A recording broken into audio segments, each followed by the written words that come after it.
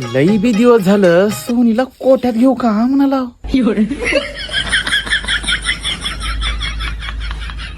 त्या गावात तर लोक लई मादरचोट झाले म्हणाला.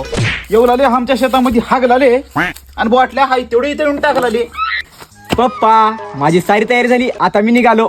अरे कुठं म्हातारी मिले तिथं. अरे नीट सांग ना तर तिच्या बाजूला तुला पुरतो बघ. आई आमच्या पप्पाला तर जरा मजाक जमना. मुंबई पुण्याला चालाव का मला? किती दिवस खाऊ तुमच्या जीवावर मी? किती दिवस खाऊ तुम्ही सांगा.